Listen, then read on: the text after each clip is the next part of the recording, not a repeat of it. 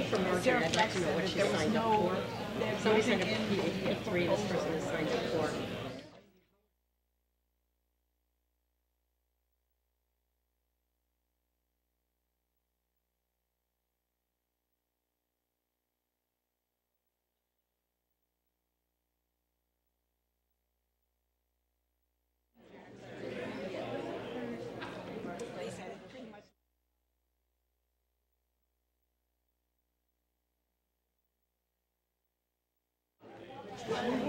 Like in this picture, you know, because people would try to buy them and run the price up.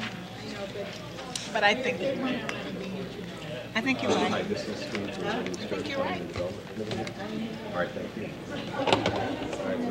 Okay. No. Well, I don't. Good evening, everyone. But I will. Welcome to the Planning and Development Committee meeting. It's Monday, February 25th, 2013. It is about 7:50 p.m. We have a quorum tonight. The first item is approval of the regular meeting minutes of January 28th, 2013. Is there a motion to approve? Move approval. Is there a second? Second. All in favor? Aye. Any opposed? Okay, the first item for consideration is P1. That's approval of the sidewalk cafe for Pret a Manger at 1701 Sherman Avenue. Staff recommends consideration of a first-time application for a sidewalk cafe permit for Pret a Manger, a Type 2 restaurant located at 1701 Sherman Avenue. This is for action tonight. Is there any discussion? Okay. Before. Uh-huh. Yeah. Okay, all in favor? Aye. Any opposed? All righty. P2 is approval of community partners for affordable housing home application. The Housing and Homelessness Commission and staff recommend the approval of a $277,685 forgivable home loan for the acquisition and rehabilitation of a foreclosed two-unit building for affordable rental housing to community partners for affordable housing. Funding is provided by the Home Fund, which currently has a balance of approximately $1.1 million. And is there a motion? Second. Alderman Rainey? Well, first of all, I think we have a lot of affordable housing in Evanston that probably hasn't been occupied yet. But regardless of that, I am very much inclined to support spending this money and giving this new organization a chance. However, I'm not going to do it until I know what the property is. I mean, it's just, there's just no way I'm going to support this kind of money without knowing all the details of the property. Mm-hmm. And so I would like to move to hold this until such time, not defeat it, but hold it and come back with the property. And if the property needs to be discussed in executive session, and I'm not sure it does, because I guess it's not our property, right? Mm-hmm. But regardless, they've got to show us the product. Mm-hmm. Mm-hmm. Alderman Holmes? Well, I had several questions. I did speak with Ms. Flack this afternoon in terms of this particular project, not in terms of opposing it, because I do know the reputation of the community partners and certainly would want to support them, despite my feelings about land trusts. But I agree with Alderman Rainey in terms of, even though Ms. Flack did give me an explanation as to why they don't list the address. My concern is that we have a lot of affordable housing, as Alderman Rainey said, and particularly in second and the in the 8th and the 5th ward, mainly because of the census tracts with the NSP2. And then this goes into the 2nd ward in terms of the census tract as well. And I just would like to understand, does anybody look at any other parts of Evanston to think about having some affordable housing other than in those 3 wards? I just think that it's something that needs to be looked at, and I would certainly, I'm going to be meeting with Mr. Anthony, I believe, next week or week after, and I would just hope that they would look at that and see if that's a possibility, because I think affordable housing should be all over the community and not just in those particular wards. So that's one of my issues. Sarah, would you like to explain to us why the address is not? I think it would be helpful to know. Yeah. Okay, is no well, building. I think it would be helpful to hear. Good evening. Sarah Flax, Housing and Grants Administrator for the City of Evanston. SEPA Community, well, I'll just use SEPA if that's okay, it's shorter, has found that this model of what we call scattered site, which is similar to what we did with NSP2, is really the most effective and efficient way of getting property at the best price when you're buying foreclosed properties, because you're able to be responsive and timely in the market. Now, nothing is bought without final approval. It just, like NSP2, we put parameters on the requirements, and in this case, one of the parameters is that we stay out of Census Tract 8092 and 8102, which are our NSP2 census tracts. We haven't restricted any other part of the city. The buildings that are at present, from having looked at, SEPA has done a lot of research for two flats that have the characteristics of what they're looking for. The ones they have found have been in the second ward. They aren't exclusively looking there. But that is an area that after we had applied for NSP2, the foreclosures sort of rolled into that part of Evanston. It got hit later with foreclosures, so it is where there is are the most foreclosures of this type right now. What we do in a situation like this is SEPA would bring the property to city staff. We'd review it against their budget. We would have building inspectors go look at the property to make sure that the estimates are realistic, which is a very important thing, and that's, as I say, what we've been doing with NSP2, but it allows for responsiveness in the marketplace. SEPA has used this method in its purchases in Lake County using home funds up there. Technically, we cannot obligate home funds until they have a property and until the environmental has been done. So it's not something that is done just with them only looking at it. Okay. Thank you very much. Alderman Rainey, then Alderman Holmes. The urgency of having money on hand to buy a foreclosed property probably isn't a reality. We've been trying to get our hands even on a key to get into some foreclosed property that is bank-owned, and it's been months.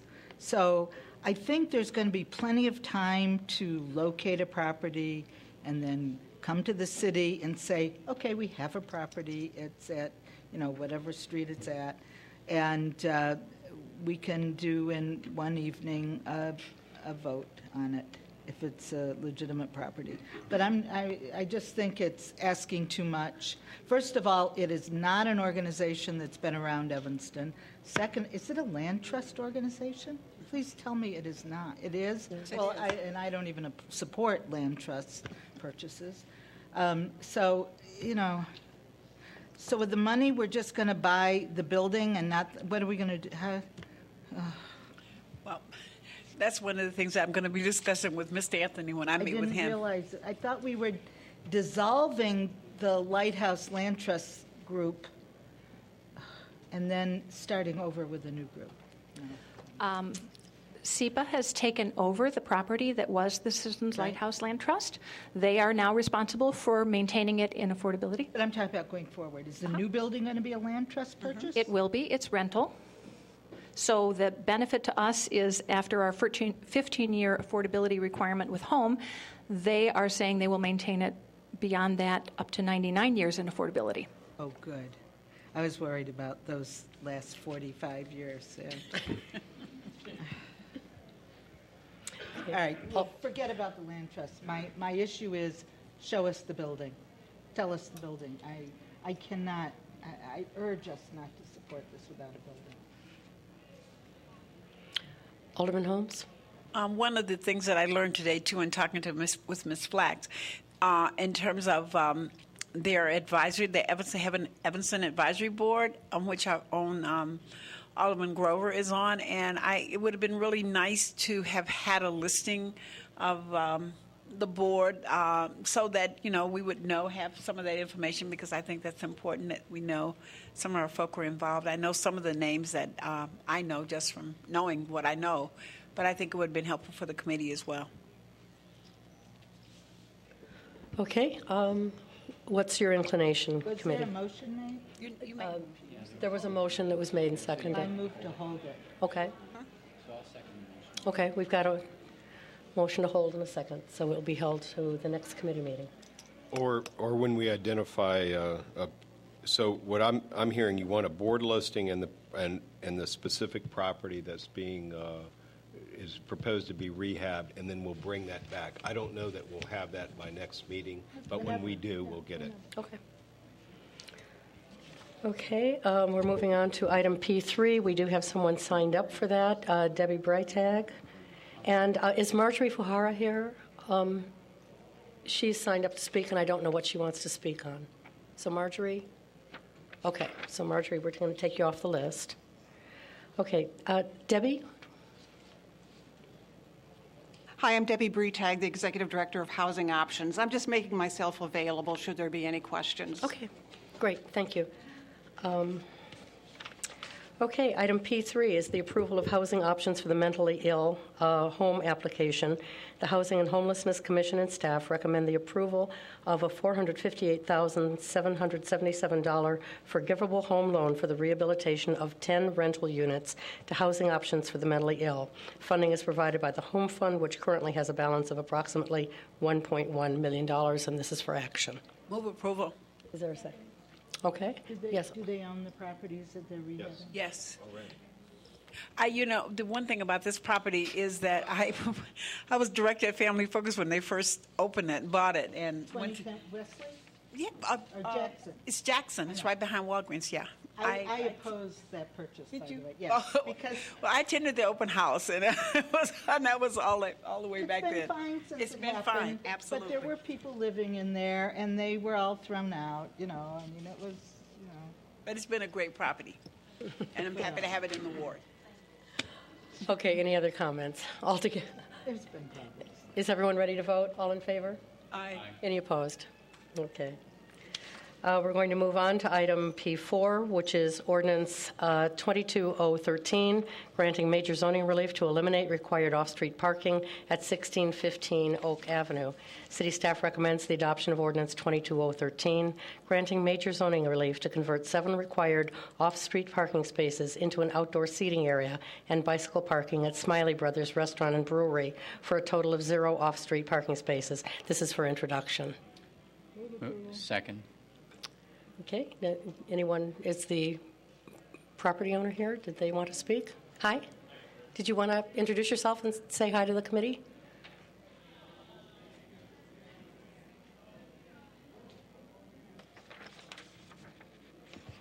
Hi, good evening, everyone. I didn't have any prepared comments, but We're glad you're here. sure, yeah, I wouldn't miss it. I brought it up already with the Zoning Planning Commission, and they were all in favor as long as we met the requirements of the city, which we're happy to do. So, And would you like to share with the public what your vision is for the front of the building? This is the old Oak Street Market. yes, it's the old Oak Street Market. So if you're familiar with the property, it sits back from the curb, the sidewalk actually, about 15 feet. So right now there's 7 existing spaces lining that span up to the alley. So right now we're seeing cars will cut through the alley, through the parking spaces, over the sidewalk to get out to the street because there's a curb cut there. So mainly our main concern right away was that if we have young families coming in for dinner, we don't want to create a public safety issue with people coming through the sidewalk. And it's also going to spruce up the intersection there. If we regrade the curb, it'll add 3 new parking spaces for the city, and then we'll be able to have semi-permanent planters and such out front, perhaps a pergola as well, and some perennials and stuff growing out there, which will look nice as well. Okay. And it'll also give us the opportunity to have some outdoor dining for the restaurant. So we're excited about it and excited to be part of the city. So We're excited about it, too. So thank Good you. to hear. And thanks for that vision. It's wonderful. sure. Yes. So, Madam Chairman, it was unanimously recommended by the Plan Commission for the, or I'm sorry, Zoning Board of Appeals for this. And when we looked at it, its proximity to the garage, the on-street parking, there's going to be, I think, not just 3, but 4 that's provided. And then just the pedestrian-oriented part of that town is all makes us recommend approval for you tonight. Okay, so there's a motion to introduce, and it's been seconded. All in favor? Aye. Thank you very much. Great, thank you. Good luck. Have a good night, everyone. When are you going to open? We're trying to be open by October. Wonderful. Yeah. Thanks. All right, thank you. Okay, we have, before we go to Howard Street, we have one person signed up for Howard Street. Rich Schur, are you here, Rich? Come on up.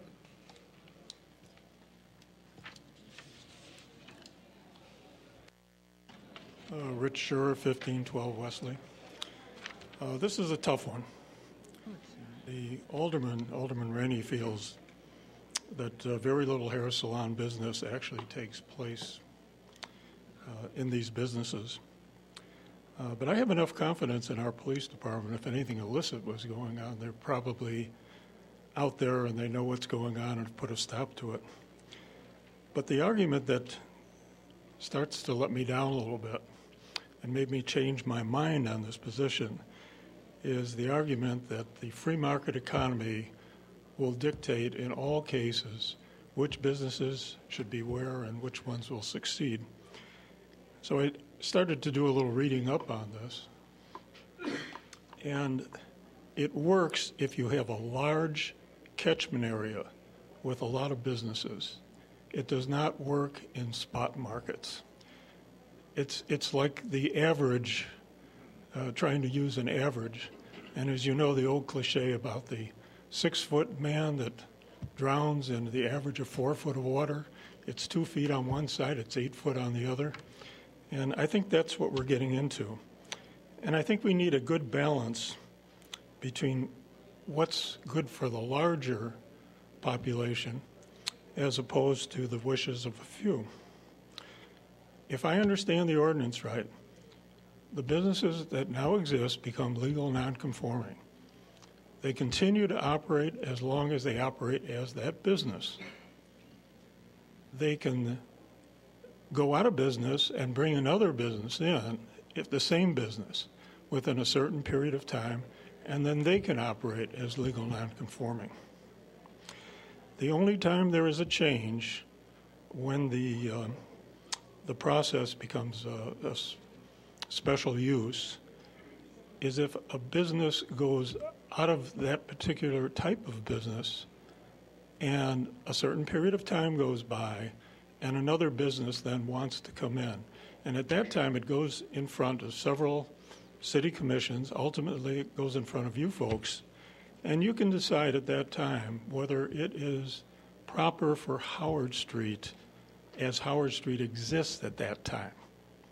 I'm for it. Thank you. Thank you very much. Okay, this is P5. This is ordinance 20. Oh, I'm sorry, Alderman Rainey. Do you want to wait? Okay. Ordinance 2013, amending the text of the zoning ordinance by enacting a new section 6-15-17, and it's an overlay district for Howard Ridge. City staff recommends consideration of ordinance 2013 that amends the zoning ordinance text to create a new overlay zoning district, which will require certain types of new retail uses, such as hair salons, nail salons, beauty shops, and barber shops, to operate only by special use in the Howard Ridge TIF district. The Plan Commission does not recommend approval. This is for introduction. Alderman Rainey.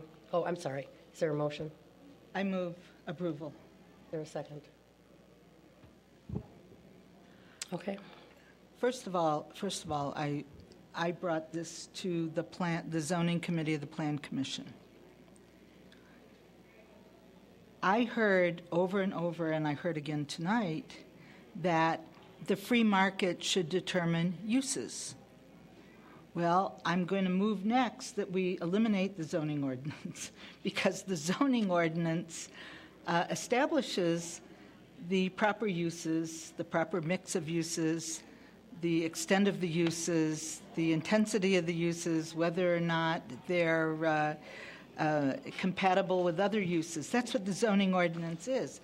To hear from the zoning committee that they have no business determining uses in districts was pretty surprising to me and very hurtful to my request. On Howard Street in the Ridge, Howard Tiff, that the overlay is the next item that's being presented. There are approximately 12 personal care services, and that is beauty shops, I don't know how many barber shops, nail salons, braiding salons, etc. My issue is not that they create crime, and I do not want uses around town to be allowed to exist because our police department can manage them.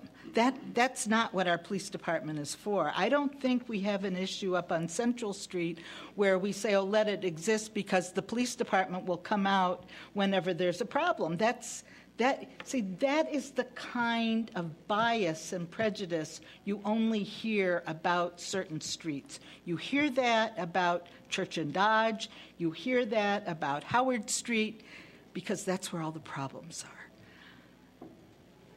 12 beauty shops in a 4-block area, way too many, way too many. Many of the beauty shops do not operate. It's not that they're crime-ridden, it's just that they're there with signs on their walls, on the windows, but they don't truly function for the most part. Some of them, when you go by day after day, are closed. They're open sometimes at night with 1 or 2 people or a lot of people in them. But I don't care about those 12. I'm not asking that anything be done with those 12 beauty shops. They can stay in business. My concern is that 13 is the tipping point, and I want the next beauty shop going in on Howard Street to be a special use. Now, what's wrong with a special use? Drive-ins are a special use. Restaurants are a special use in many districts. Every single fast food restaurant every single Starbucks in the city of Evanston is a special use.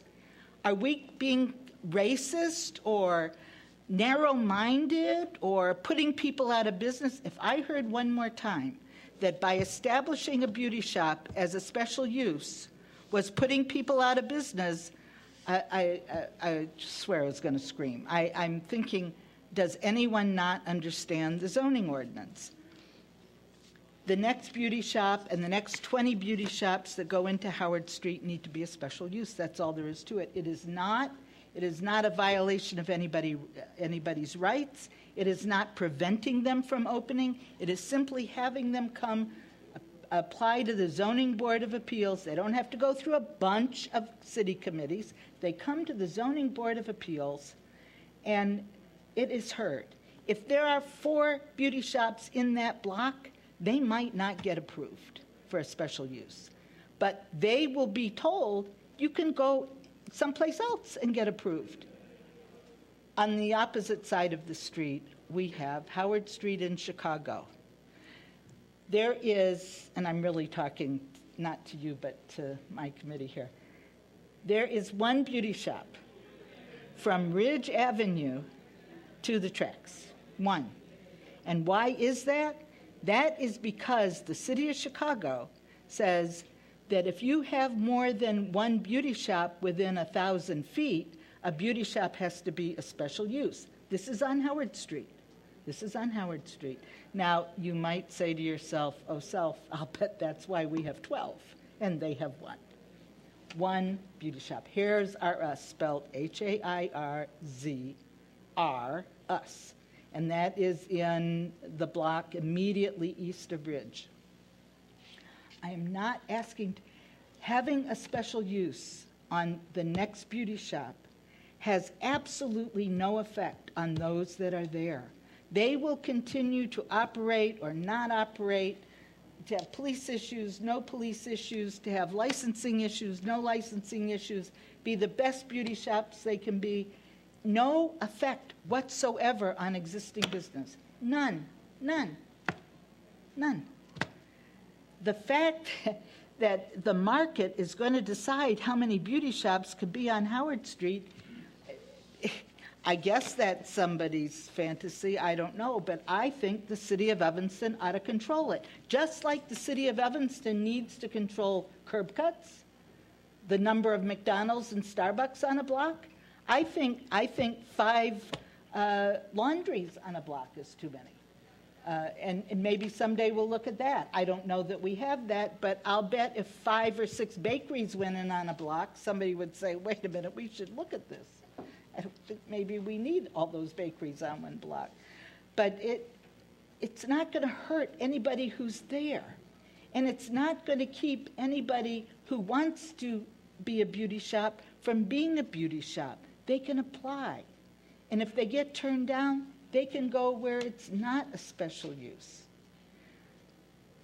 I felt that the treatment and the behavior of the zoning committee was amazing. I had a man sitting right in this seat where I sit on the zoning committee of the Plan Commission say, if you can't get development at Asbury and Oakton, how could you ever expect anybody to come to Howard Street? He said that, and he's on the record saying that. And I felt that was very insulting, and I felt that I offered every single member a tour of Howard Street. I got one taker. We spent 2.5 hours, one taker. The rest of them, one woman said, I would never go to Howard Street. I would never. And these are the people making the rules for Howard Street. I am asking you to overturn this, not to hurt anybody who's currently in business. My goal is to keep all good businesses in business. But I don't want another business there. And I'm surprised that every beauty shop on Howard Street isn't here saying, yeah, we don't need any more. Because how many can you deal with? So that's all I'm asking, is that we make all new personal care services a special use. And I don't want to get into the distance thing, because you couldn't put a distance on this issue because there are too many already there. So a special use would be what I'd be asking for. Alderman Nguyen.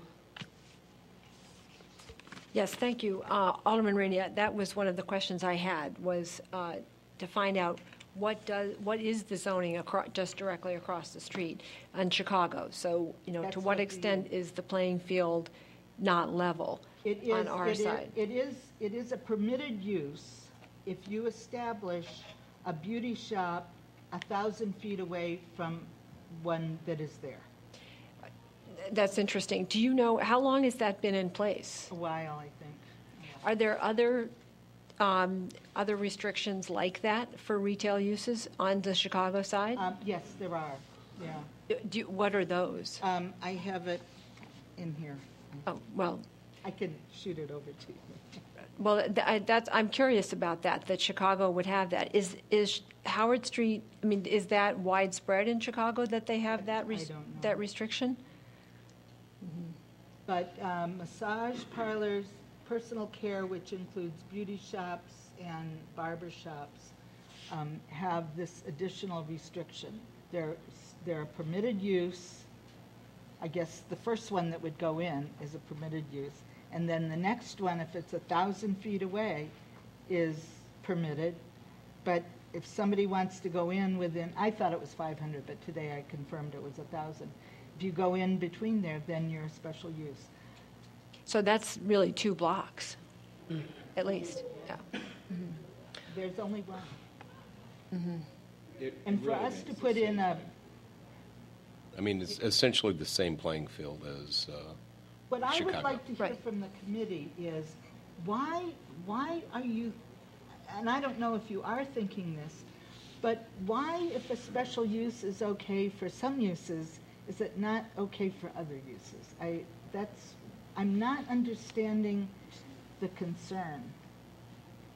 If there is one, I don't even know. Well, actually, I'm trying to, I'm not necessarily opposed to this. I think it's very interesting that directly across the street, Chicago has something that's quite different. And what that then does to our side of the street, we've just leveled the playing field as far as parking is concerned not too long ago. by making our regulations the same as theirs or restricting ours so that our side of the street didn't fill up with free parking for people, whereas their side continued to have parking Well, regulations. this So, has been there for quite a while. right. So I'm curious to find out a little bit more, because I do think that it makes a difference in terms of what gets developed there if the rules are different on one side of the street than the other. Well, we give liquor licenses. Chicago isn't giving liquor licenses hardly ever. I mean, so many people have come to the city of Evanston and said, you know, it's such a pleasure dealing with your liquor commission because you're willing to listen to us and you don't have entire segments of your community, the commercial and retail districts and business districts, locked off from the ability to get a license. But in Chicago, the aldermen have the authority to just say absolutely no liquor license here, the neighbors don't want it, and here, there, everywhere. So it's difficult doing business in Chicago. I have a question for staff. If we enact this, how long after a business, a hair salon, for example, that's there now without a special use, how long do they have to be out of business in order to have another one come back as a special use? Dennis Marino, Manager of Planning and Zoning. Basically 1 year if they're legal non-conforming. If they're vacant for more than 1 year, then they lose that capacity. Now, does that mean vacant or not in business? I mean, if they, because it sounds like... I think the use has to be functioning, not functioning for a year. But it sounds like you have some businesses that are not functioning. But they're still there. Okay. Yeah, They're paying their rent and I they're... consider them functioning Okay. in terms Okay. of the ordinance. Okay. Oh, yeah. But that applies across the city. I mean, that's just not for Howard Street. Right. Oh, Any right, business right. that is not Right. operating for a year, Right. then they would lose that I- status. I just wanted to make sure that, I'm inclined to support this, and I'm, That would mean that they were moved, or their lease was, you know, they were. right, legally, But they're there. finished. They're there. Yes, This is okay. only for introduction tonight anyway. Right, right. But this is a chance for us to get information that we really need. I'm inclined to support this. I understand what the problem is there. I do not have a problem with special uses so long as, Mr. City Attorney, the uses run with the business and not with the land from here on out. So I think that's fair.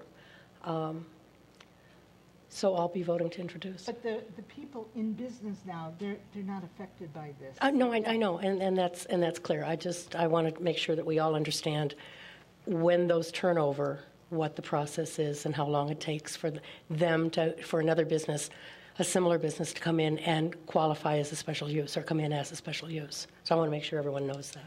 I mean, we have one beauty shop business. She's been there 30 years. I mean, she's not going anyplace. I mean, and others have been there, Monica, a couple of the others, been there for a very long time. And they do, I guess, just fine. But there are some others, and whenever there is a vacant storefront, it tends to get, if it's small, you know, there are inquiries about beauty shops. So enough is enough. And that's also, I mean, as we found in other areas of town, that's also sometimes a problem with landlords, is that they only want a certain use, that they don't want a restaurant or they don't want a different use. They find, I mean, I have in Alderman Wilson's ward, there's a certain property owner who only wants storefront dentists, and he's not going to rent to anyone One else. who needs space. All right, well, there's 2 good spaces on Davis Street, so we'll put you in touch with them. Anyway, so let's call for a vote on this unless there are any other comments. What do you introduce? Okay, it's for introduction. Everyone in favor? Aye. Any opposed? Okay, so it's 4-1.